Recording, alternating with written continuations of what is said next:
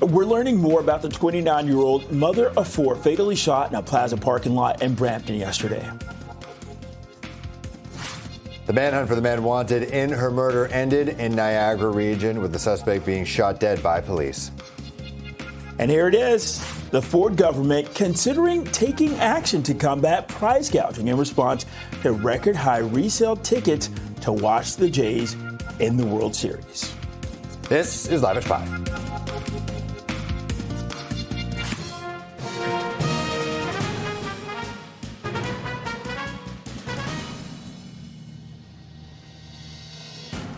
Good evening. I'm Bakari Savage. And I'm Phil Perkins. Our top story, we're learning more about the woman fatally shot in Brampton yesterday afternoon. The shooting set off an Amber Alert and a manhunt that ended in Niagara region. A 29-year-old Savannah Cullah was killed in a busy plaza parking lot. This is at Queen Street and Airport Road.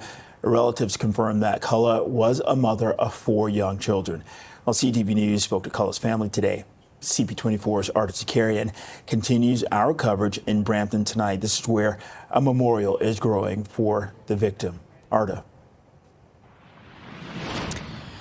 Bakari and Phil, I'm standing at the plaza where this all happened, where 29-year-old Savannah Cullah lost her life. There was 3 gunshots, according to a witness, a pause, and then 3 more gunshots, taking her life. And first responders attended the scene. They tried to save her life, but she was pronounced dead here on the scene. This is in a plaza in the area of Airport Road and Queen Street East in Brampton.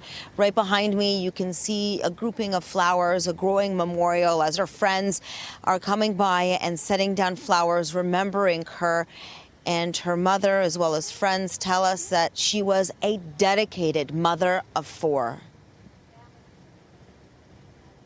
Yeah, do you think? Oh, he was just phoning her 50, 60, 70 times a day. You know, he had cameras installed and we didn't know. And Cameras installed here? Yeah, we didn't even know. Because he was afraid. You okay? No, he installed them. Just keep an eye on her. She loved him, and then they were separated, and he just couldn't let it go. And this happens. I don't know. She was excited to watch her kids grow. She had 4 kids. She wanted to be there with them, so this is just ridiculous that this happened to her. She was just such a good girl, you know. She was just like so excited to watch her kids grow, and she was a great mom, and you know they loved her so much. She was the baby of the family too, like.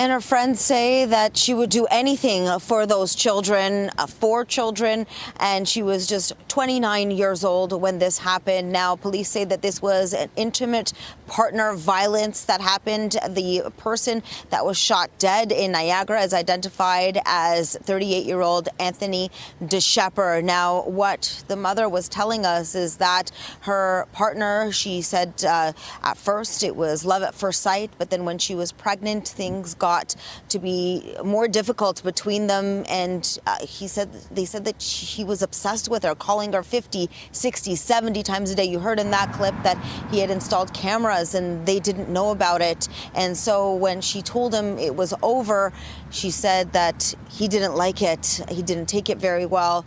And the mother said that now this is the result of that. Back to you. Awful stuff. Arda Zakarian at the scene there. That is just a part of this huge web of this crime. Now, police tracked the suspect to Niagara region, where he was killed in an interaction with officers at a gas station overnight. And this is where CP24's crime analyst Steve Ryan picks up our continuing coverage of the story live. Steve.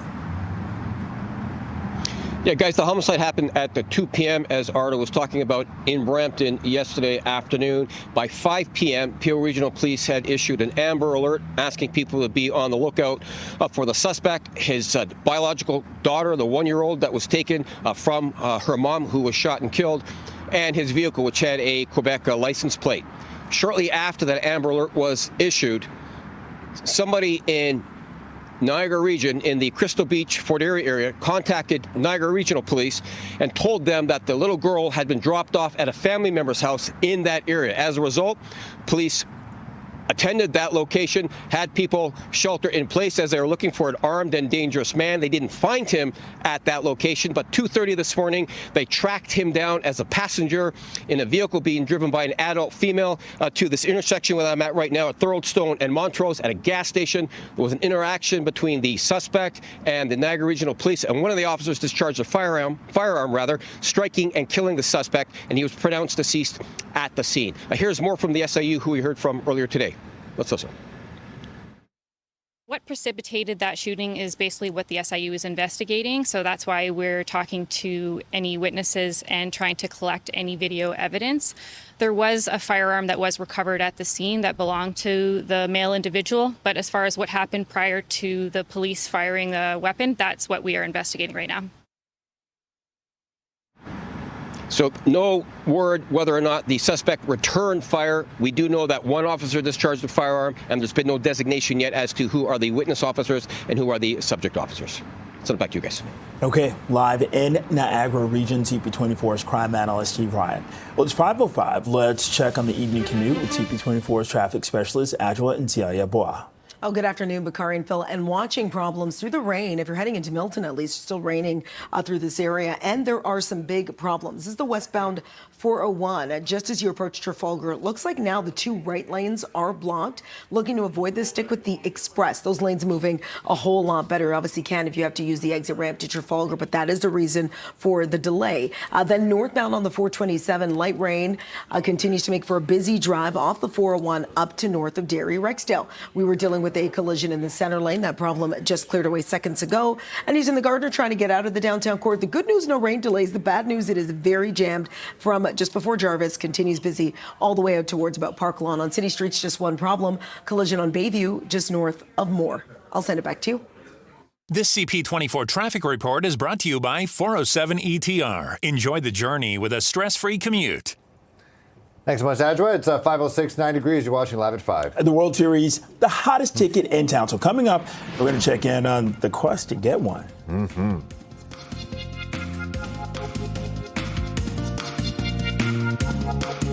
But the Blue Jays now know who's going to be on the mound for the Dodgers for the first two games of the World Series. And it's going to be Blake Snell. He'll start on Friday when the Fall Classic kicks off. And then Yoshinobu Yamamoto will get the ball in the second game. The pitching order repeats the strategy LA used in the National League Championship Series when they swept the Brewers. They did that, yes. It's a sweep, 4 games straight. The Jays, they haven't announced their Game 1 starter yet.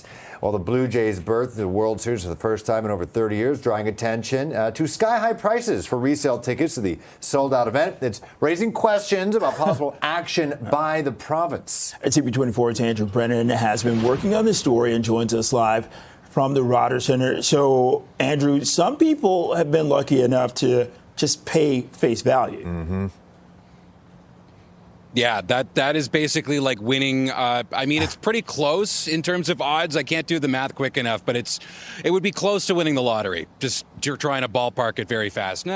Maybe be closer to getting struck by lightning, but it's between those two odds. That I think is a fair estimate. But regardless, it's really hard to do.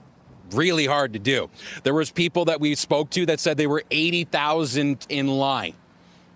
And by the way, the odds of getting struck by lightning are 1 in 495,000. So if you have someone, again, close-ish. So with that in mind, when we've been talking to people, they say that they believe that there's a fair price here, and that is closer to face value, maybe a little above.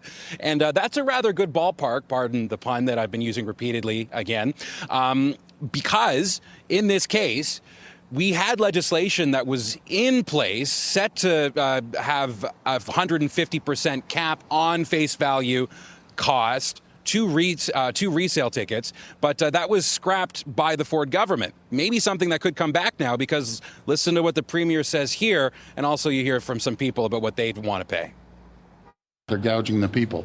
When you have one player in the market that controls the tickets, that's not right for the people. So we're reviewing that right now. Are you considering legislation, Mr. Premier? Well, we're looking at that right now. Why did you scrap it in the first place? Well, let's look at it and we'll see. I just don't believe in one company controlling everything. And that's what's happening right now with Ticketmaster. I paid a fair price because this is the World Series, man.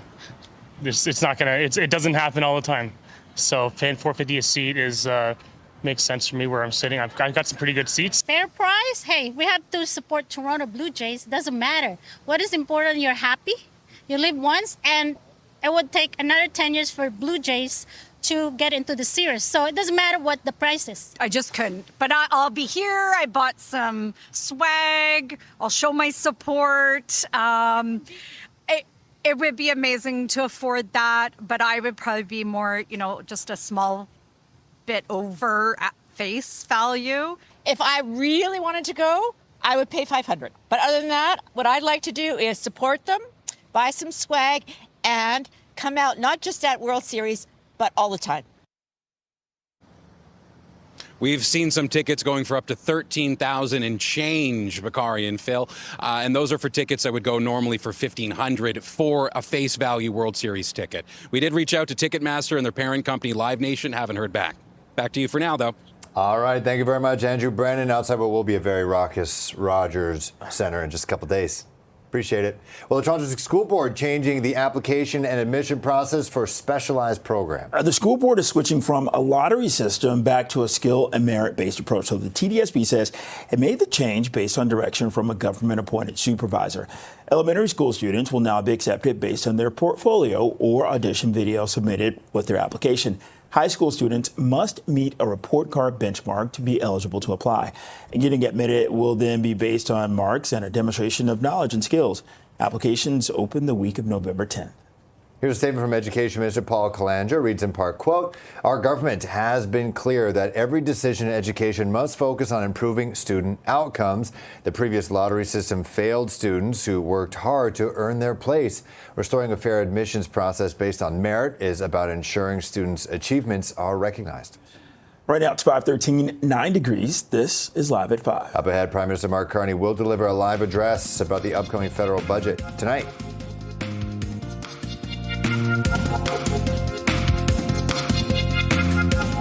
Prime Minister Mark Carney is set to speak tonight on the tough choices his Liberal government faces in its first budget. Interesting. Carney will be addressing a group of university students. His office says the speech will be about Canada's plan to build a stronger economy. Carney was also scheduled to discuss the budget with Conservative leader Pierre Poilievre today.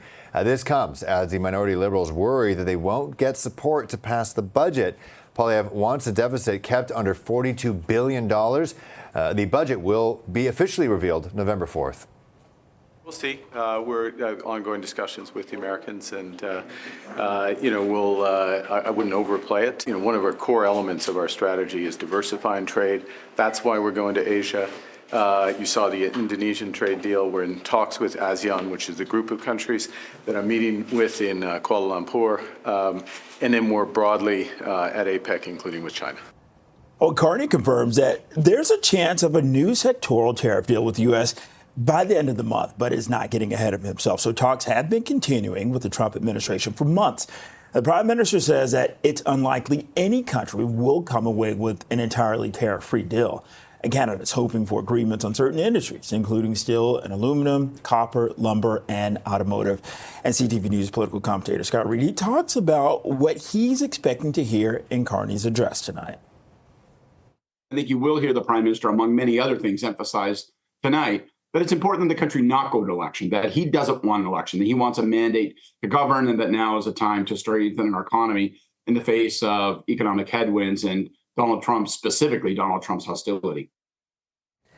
A new analysis finds that recent tax cuts and the decision to drop counter tariffs on the U.S. has weakened Ottawa's fiscal position. Desjardins Deputy Chief Economist Randall Bartlett says that the federal deficit is on track to hit about $74.5 billion this year. That's roughly $6 billion higher than the parliamentary budget officer's forecast. Well, about 70,000 Canadians have been found ineligible for national dental care. That's due to an error in how income was calculated for some applicants. Health Canada says that after recalculating, at least 28,000 have already received care. They won't have to repay for coverage received under the plan before October 24th. Notices have started to go out to those impacted. Switching gears now, India's new envoy to Canada is rejecting a recent claim by Foreign Affairs Minister Anita Anand that New Delhi has agreed to restore our country's full complement of diplomats. India's High Commissioner says that Ottawa must find or first resolve delays in accrediting its staff. He says that experts from India traveling on diplomatic passports, they're finding that it takes up to 6 months to get a visa to come here. Canada removed most of its diplomats from India 2 years ago after New Delhi threatened to strip diplomatic immunity from 41 Canadians in response to accusations they played a role in assassinating a Sikh activist in BC.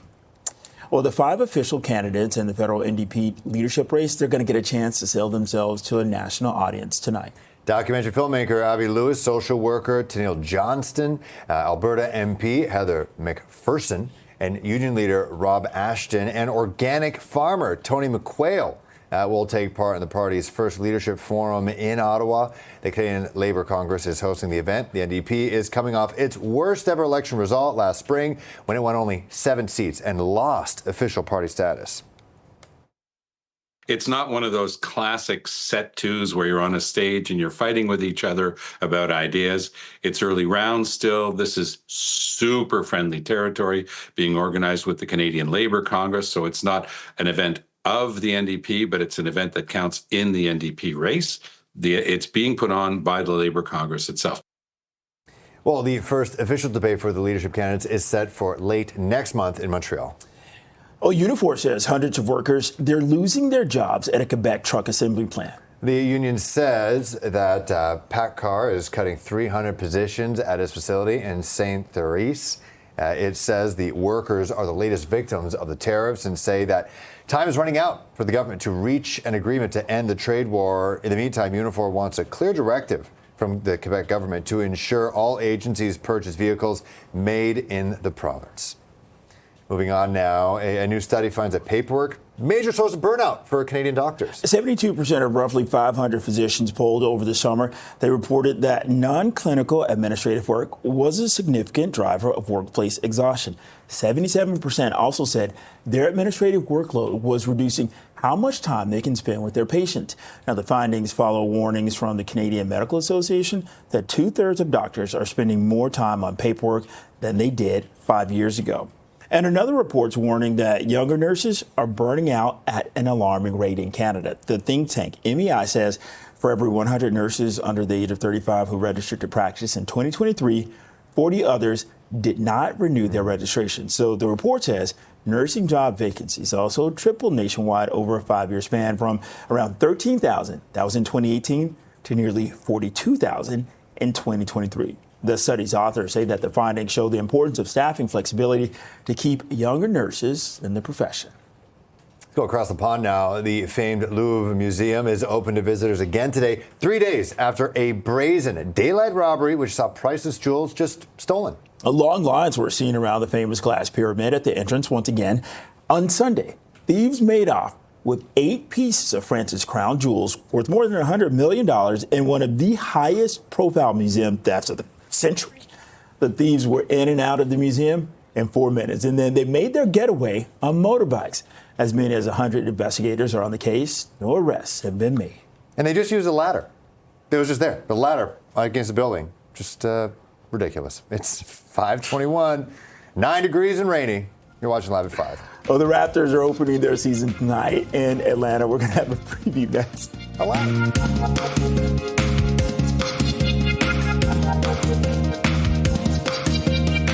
Well, the Raptors season tips off tonight in Atlanta against the Hawks. Completely didn't even realize. I'm so deep into Blue Jays. Well, it is the first real chance for fans to see Brandon Ingram, who was acquired in February, but didn't play due to injury.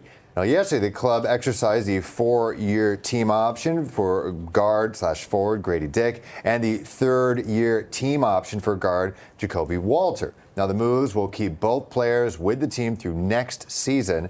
The Raptors return to Toronto Friday for their home opener against the Milwaukee Bucks. Now, we spoke to former NBA star and current Raptors community ambassador Jamal McGlure, Eastern Commerce's finest, about the new season. This is one of the most exciting years that I'm going to be able to watch basketball in a very long time. I remember last year, it was pretty subtle. This year with B.I. coming in here, former All-Star, Scardy Barnes, as you know, an All-Star. I'm looking forward to the up and down game and us winning a lot more games than we did last year. Okay, to both the Raptors and the Leafs, they're making some scheduling changes so that it's easier for fans to cheer on the Blue Jays in the World Series. So both Friday's Raptors home opener and next Wednesday's game against the Rockets now tipping off at 6:30. So Saturday's Leafs game against the Sabres, that's been shifted to 5. Tuesday's game against the Flames, that'll now start at 6. And the teams will also be screening the Blue Jays World Series games on the Scotiabank Arena video board following each of these Maple Leafs and Raptors games. Yeah, they know what the big ticket is right now. The Maple Leafs, they gave a nod to the Blue Jays ahead of their own game last night. Yeah, a day after Vladimir Guerrero Jr. arrived to Game 7 of the ALCS wearing an Austin Matthews jersey, the Maple Leafs captain returned the favor. John Tavares, William Nylander, they were among the Leafs players that arrived at Scotiabank Arena repping the Blue Jays. Look at that. Look at that windbreaker. I don't know if it's vintage. It looks brand new, but it's fire, as the kids say. Straight heat. A new family room has opened at SickKids Hospital in partnership with Ronald McDonald House Toronto. Yeah, the space includes sleeping pods. This is where parents and children can rest during their stays at SickKids. There are also showers and a kitchen offering delicious meals. The room is designed to give families a sense of normalcy and relief during the challenging times they're facing. The Ronald McDonald House family room became my lifeline. It was where I could finally wash off the hospital germs, grab a quick coffee and snack, and do something that was almost normal, laundry.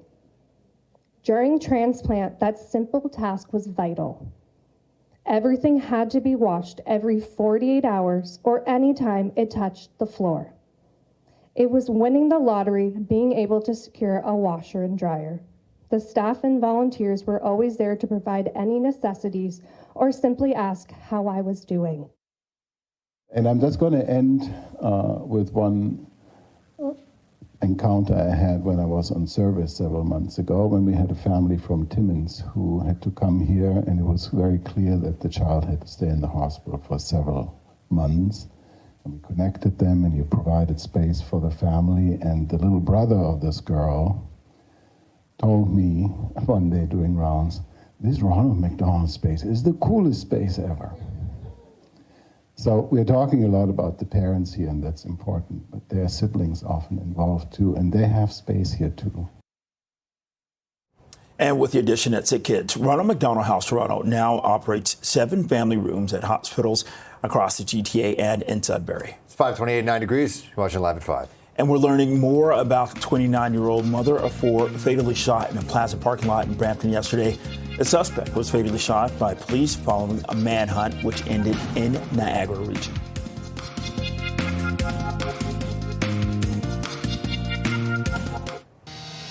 We're learning more about the 29-year-old mother of 4 fatally shot in a plaza parking lot in Brampton yesterday afternoon. And the manhunt for the man wanted in her murder ended in Niagara region, of the suspect being shot and killed by police. And the Ford government considering taking action to combat price gouging in response to record high resale tickets to watch the Jays in the World Series. This is Live at 5.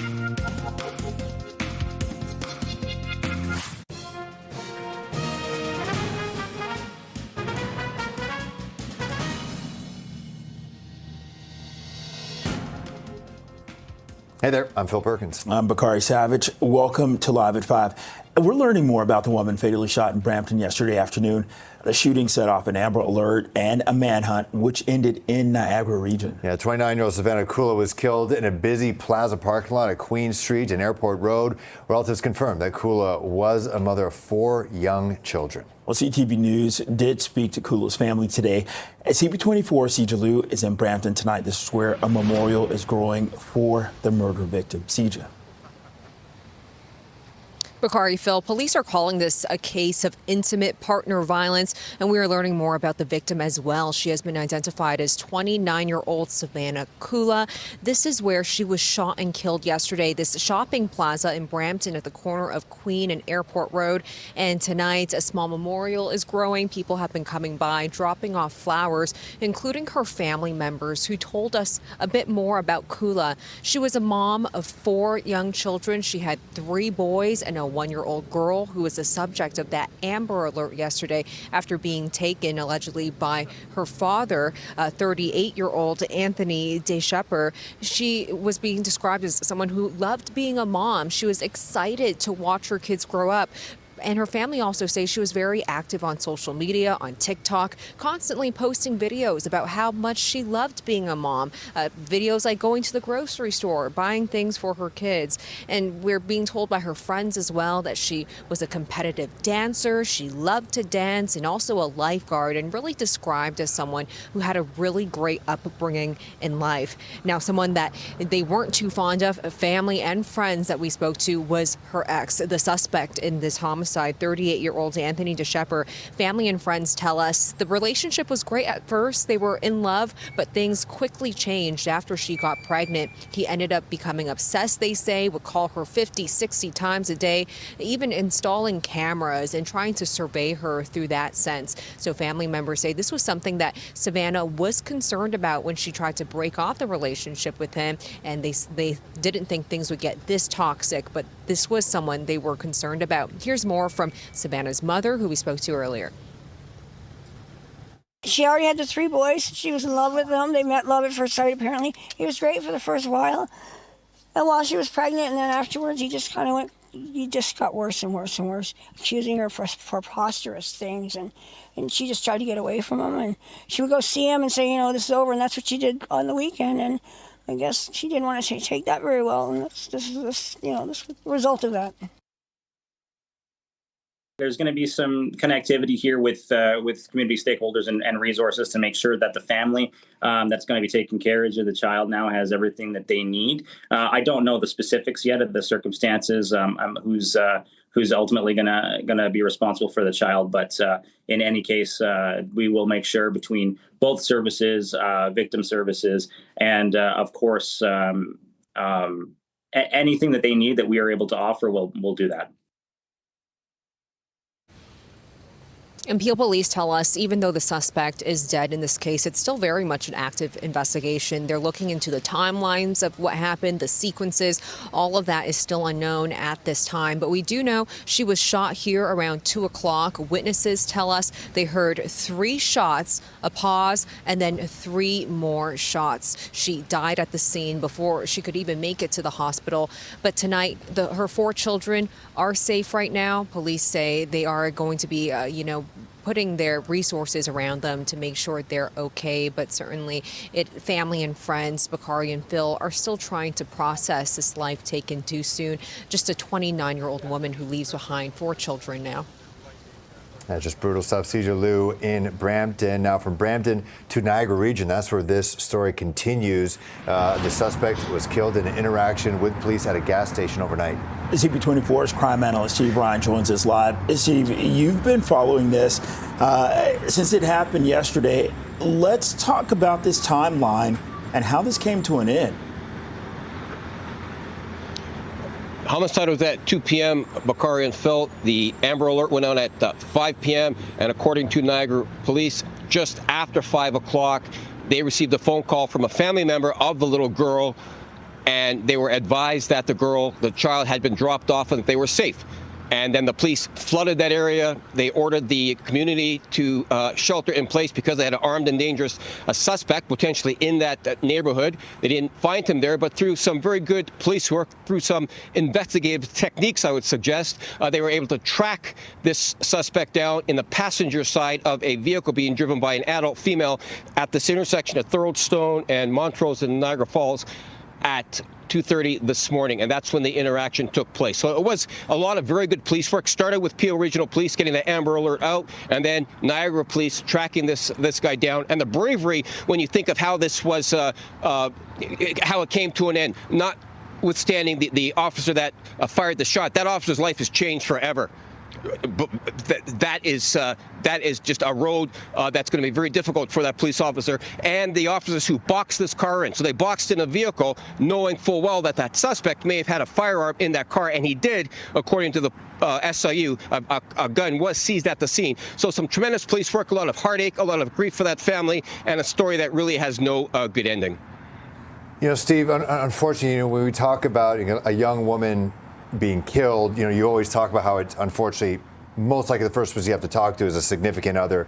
And in this case here, we're hearing about his background, the troubles that he had, both criminally and also just with her, the obsession, allegedly the surveillance cameras put forward. What was your reaction hearing about their tumultuous relationship?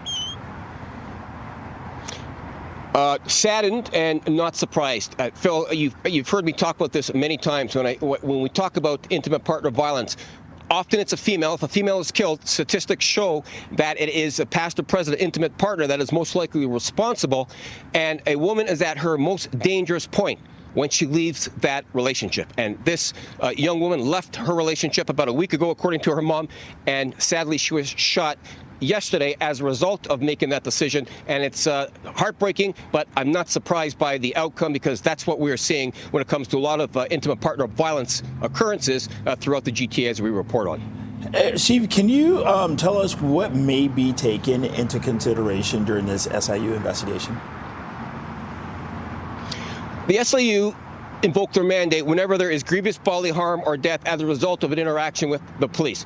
They are the checks and balances. They have a very important role to play in law enforcement, because they make sure that the police act within the rules. So the officer that discharged this firearm that killed this suspect, the SIU will now investigate their actions to make sure that they were within the law. They had the reasonable grounds to believe that lethal force had to be applied. That's the job of the SIU. They'll identify witness officers, subject officers. The subject officers will be the ones whose actions will be critiqued. And again, the SIU play a very important role in this province when it comes to checks and balances, because they make sure that the police work within the law. And that's what the job of the SIU will be. In this particular case, Peel Regional Police will conduct their homicide investigation. And as CJ mentioned there, just because the suspect is dead doesn't mean that the homicide investigation gets boxed up. It's investigated just as if somebody was going to be charged for this, because the family and that young woman who lost her life, she deserves some sort of justice, if you will, and the family deserves answers as to what's transpired. And this is why it'll be a thorough investigation being conducted by the Peel Regional Police Homicide Squad. And that's why our crime analyst, Steve Ryan, live in Niagara Region, giving us the insights on this. Thanks so much, Steve. All right, let's switch gears to traffic. Adrian Siabois, how's it looking on this Wednesday? Oh, it's very busy. So many problems now popping up on the major routes. If you're trying to make your way home, it's going to take you a while. We'll start with long-standing issues through Milton on the westbound lanes of the 401. This is just on the approach to Trafalgar. Cleanup of a collision does have those two right lanes occupied. Also really backing up the drive from Mississauga Road, more so in the express, even though the issues are in the collectors. Headed towards the 400 northbound. This is just through Shepherd. Just a stalled vehicle has the right lane and shoulder block delays extended from the 401. Had reports of problems. Just going to see if they're on this camera, and they are. This is the northbound lanes of the 410. Just as you head through Clark, two right lanes blocked with a collision, also slowing down the drive into Brampton. And one other problem, it looks like it might have cleared. It was the northbound 427 through the 409. We were dealing with a collision. Not seeing any traffic in the right lane, so it looks like it is still there. They just moved the camera around. You want to drive with a lot of extra care and caution. Some brand new problems. Collision investigation has Davenport closed both ways between Spadina and Kendall. I'll send it back to you both.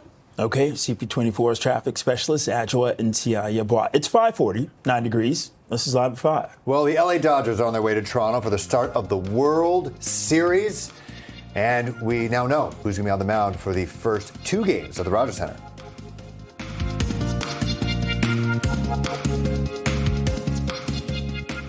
Well, the LA Dodgers, they are en route to Toronto as they look for their second straight World Series win. I don't think it'll be that easy. Is this going to be their third? Their second straight. They've won. Yeah, but they're trying to win back-to-back. They're trying to go back-to-back. I thought they did back-to-back 98. That was the Yankees. Yankees in 98 through to 2000. Stand corrected. That's okay. That's all right. That's why we're here. The team was Boarding a Delta plane, which took off from LAX. Now, according to the flight tracking website FlightAware, the jet is expected to touch down at Pearson just after 9 o'clock tonight. The Dodgers will be in Toronto until the series shifts to LA on Monday, as Toronto has home field advantage throughout the series because they're just, the better team. So the Blue Jays now know who's going to be on the mound for the Dodgers for the first 2 games of the World Series. Yeah, it's not going to be easy. Blake Snell will start Friday, Game 1 for the Fall Classic, and then Yoshinobu Yamamoto will get the ball in the second game. The pitching order repeats the strategy LA had in the NLCS when they swept the Milwaukee Brewers.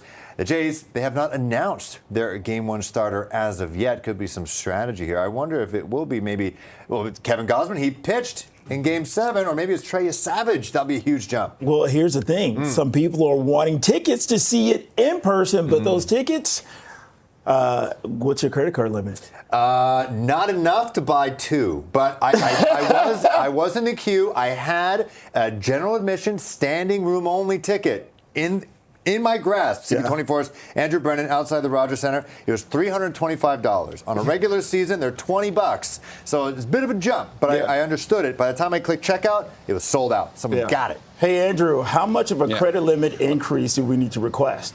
We got company cards. we got some people who got company cards. That's actually a good point. They allow for travel expenses. That's the point of them, right? We can definitely make this work. If our bosses are listening right now, we're not going to do this. Please don't expect that we're going to do this. And if anyone does do this, please just pretend it wasn't my fault. Okay, back to the subject at hand, which is our credit limits and how much we can buy with that lack thereof of money. These tickets are going for up to $15,000 almost. I saw one that was $14,000. This is for the 100 section. You have $5,000 for a 500 seat right now. Most of them going for less than that, but there are people seemingly willing to pay. This is a very interesting looking at, from a social standpoint, supply and demand and economics. But when we've been talking to people about what they're willing to spend, and also the people lucky enough that either were season ticket holders or know the right people and got in that queue that seemingly was impossible for everyone, they luckily got seats for, face value, $500, give or take. There's a different distinction between people about what is a fair price. But we're also hearing now from the Premier that he's thinking that there is price gouging here and maybe something should be done about it. They're gouging the people. When you have one player in the market that controls the tickets, that's not right for the people. So we're reviewing that right now. Considering legislation, Mr. Premier? Well, we're looking at that right now. Why did you scrap it in the first place? Well, let's look at it and we'll see. I just don't believe in one company controlling everything. And that's what's happening right now with Ticketmaster. General admissions were, $1,000 and the rest were $2,000 plus. So out of my range, but go Jays, doesn't matter. We'll be supporting them either way. I'd be willing to pay, $600 to $800 for a ticket. I think that's about worth it. But when I went online, I was pretty well placed, about 9,000 people in front of me, and 4 tickets was around $13,000. So I think I'll buy a car instead. I was at the 92 World Series. Wish I had memories of it. I was too young, but here today, was really hoping to go, but it's just too expensive. I can't pay that much. I think it's terrible that people would be willing to make money off of something that's like a passion for people. But I also understand the draw. I mean, you can flip something, you buy something for like $350 and then flip it for $10,000 the next day. I mean, who wouldn't do that? So I get it. Yeah, I guess we can all get it, but at the same time, it's not fun being on the other side of things. So with all that in mind, the Liberals did happen to have attempted back in 2019, before they were taken out of power under the Wynne government, so that would have been 2018, that they were looking to have it capped at 150% for resale from face value. So that was going to be in place. The Conservative government, when they did come into power in 2019, nixed that part of the Ticket Sales Act. But it seems now, Phil Bakari, that things might be changing. So how cheap do you think we can get tickets? Like I said, if you subscribe to some text messages from the Blue Jays, they do get you the standing room only. They were $325. You just got to be quick to get those. But, I mean, if people are upset about these prices, the World Cup is next summer, guys. Those are going to be insane. You have to be a prince or, I don't know, a queen or a sheik, something to afford Sell those your car. tickets. Pardon? sell your car. One of the guys we spoke to, I think it was Kevin. He said he was going to buy a car instead. Joking, but also fair. They're about the same amount of money. But Phil, just on what you were saying very, very quickly, I spoke to some people that were in the queue for those general admission seats that saw that they were already up on Ticketmaster 10 minutes before the text goes out. And even then, they got in line and were still not able to get tickets. So you still may not get them. All right. Live outside of the Rogers Center, CP24's Andrew Brennan. It's 5:49, 9 degrees. This is Live at 5. Up ahead, Prime Minister Mark Carney will deliver a live address about the upcoming federal budget tonight.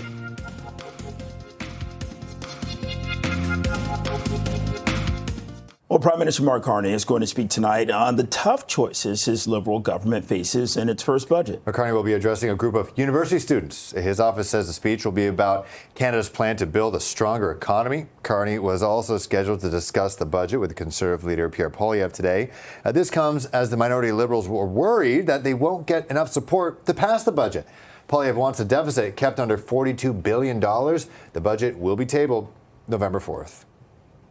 We'll see. We're ongoing discussions with the Americans, and I wouldn't overplay it. One of our core elements of our strategy is diversifying trade. That's why we're going to Asia. You saw the Indonesian trade deal. We're in talks with ASEAN, which is the group of countries that I'm meeting with in Kuala Lumpur, and then more broadly at APEC, including with China. And Carney confirms that there's a chance of a new sectoral tariff deal with the U.S. by the end of the month, but is not getting ahead of himself.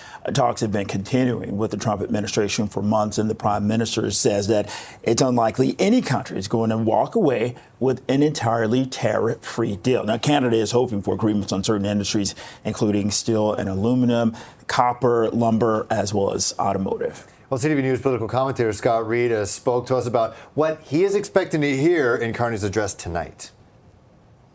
We'll be talking about his trip to Asia and how he's looking to diversify trade opportunities, find other markets overseas. If we can't sell as much to the States, let's sell more into Asia. That's the number one thing I'm looking for. The second thing is, does he start to talk about the costs of taking on Trump's tariffs? So do we hear him start to lay some groundwork for how large that deficit's going to be? A lot of speculation is going to be very huge. When you think about the subsidies that are required to support industries like steel and aluminum, like auto, the workers, the supports that we're going to have to put in place, maybe more supports that will be put in place in the budget. That's going to swell our deficit. How big is that number going to be?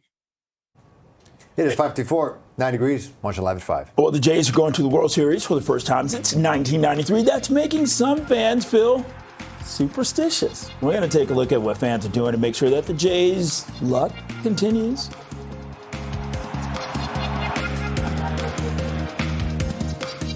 Okay, the Jays making it to the World Series. This is great for sports fans, Jays fans, right? But on the flip side of it, it comes with a caveat. This is for motorists. The series now means that reopening part of the Gardner, it's been pushed back. Anything for a World Series. The long-term construction zone between Dufferin and Strawn was supposed to fully reopen to traffic on Monday after a full weekend closure, but with Game 1 and 2 set for this weekend, Friday, Saturday, respectively, plans for that closure have been postponed, and it could be delayed again if and when there is a Game 6 and 7 if necessary. Now, the province is saying it might not reopen before November 10th, though the city is pushing back on that date and says it is still assessing timing and logistics. Okay, so, this might come into play for a little bit. You see already did come into play, right? We're talking about superstition. The Jays fans, they're pulling out all the stops when it comes to showing their support for their team. And one Toronto bakery is bringing back the pie that they say won us the World Series in 1993. It's the pie that won the World Series. That's what we used to call, we still call it. Now we're getting people coming in and they go, I heard your stories. I want a coconut cream pie. Is the magic is still there. And every time that happens, they win. Yeah, owners of Wanda's Pie in the Sky, Wanda and David, say that during the World Series in 1993, coconut cream pie was Blue Jays legend Joe Carter's favorite. Carter got a slice delivered before the historic Game 6, which won them the World Series. Some fans have had their own superstitions heading into the World Series appearance in more than 3 decades. I've had 3 beers each game that they've won, so 3 beers consistently. Same jersey, same hat. Around the 7th inning, just before it started, rally cap on. Okay, so fans speculate that Vladimir Guerrero Jr. broke Toronto's Game 7 playoff curse after walking into Game 7 of the ALCS wearing an Auston Matthews Maple Leafs jersey. So anxious fans feared that the fashion choice, as well as the Leafs, have lost all the 3 Game 7s they played in the Matthews era. But he broke that. Yeah. All right, so talking about superstitions, real quick. Michael Jordan, love him, right? Yep. So before each game, he would always play Anita Baker. And that was his winning superstition. Oh, okay. Do you have a superstition about anything? Not really. No. For me and the Jays, I got to wear my road jersey, the gray one. It says Toronto on the front. It's beautiful. Yeah. And the Jays are wearing the white panel caps. Yeah. They haven't worn those since 2017. Wore them now they're the World Series. I've never taken that hat off. Okay, Wanda's coconut cream pie. Thanks for watching CTV News at 6. I got to have some.